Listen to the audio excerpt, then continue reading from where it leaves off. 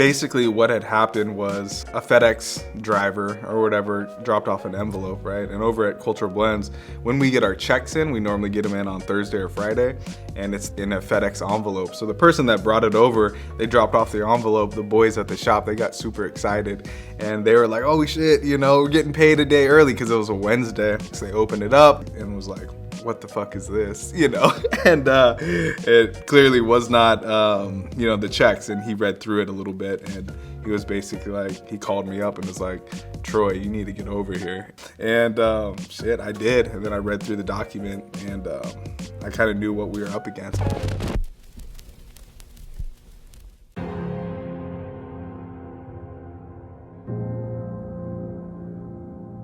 So I called my attorney person. I have Legal Shield. I'm not trying to do a promotion here, but I don't have a goddamn attorney. When I say that, I feel like, oh, I have an attorney. I don't fucking have an attorney.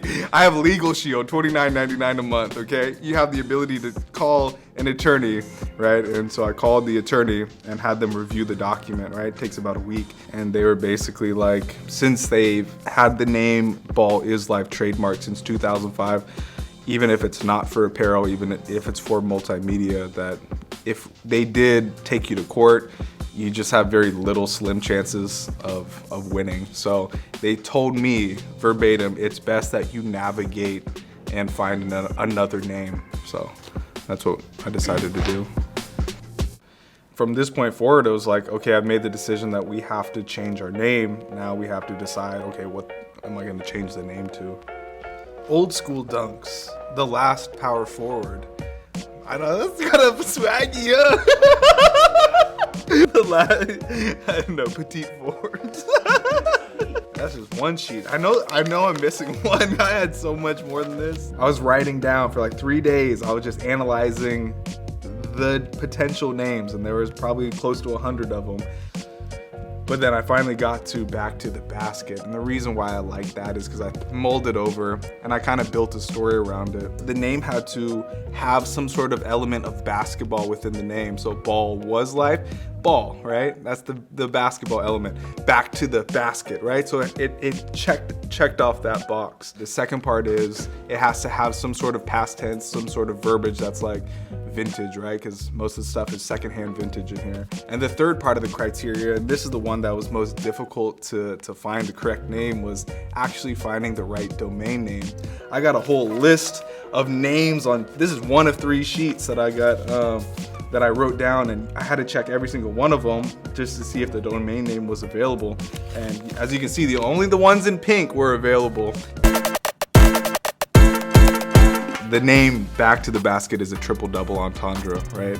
The first meaning for me is an homage to my childhood, you know, our childhood, 90s basketball. You throw the ball into the paint to the big man, and you know, and the game was played inside out, right? Back to the basket, right? The second one is at my age, right? I'm 32 going on to 33. My playing days are most likely over, you know? I'm literally walking away from the game. My back is to the basket. But the third, you know, young fella starts talking, right? I gotta show him I'm going right back to the basket, right? So it's really that interplay between the tug and pull of where you're at in life. That to me is really important, right? And that is what Ball Was Life was, right? It has the same energy of Ball Was Life. Ball Was Life, you know, bridged the gap between the old world, right, with what's happening in current day at the same time. But Ball Was Life, the mantra is, I may be past my prime, but I'll still give you buckets. So it always had this kind of like back and forth. So when that cease and desist happened, I wasn't too worried about it because I felt like something good was gonna happen. They sent a cease and desist, and this is just my knowing, intuition, you can call it whatever, but they sent a cease and desist because of the energy that we have in here. And I truly believe that. So that name change to Back to the Basket, it has that same energy. That energy is gonna transfer over. I'm not worried about it. I wasn't worried about it at that time. I just had to get the job done, and I had to figure out what that pivot was, but I figured it out. And that's where we're at today with it. once I got the cease and desist, I was like, okay, this is a David versus Goliath story. We got Ballislife, this really dope vintage basketball store in Portland, Oregon, versus, you know, Ballislife, an LA conglomerate, you know, millions of viewers on YouTube, Instagram, Facebook, $1 million company and stuff, versus this little guy, right? They wanted to come after us.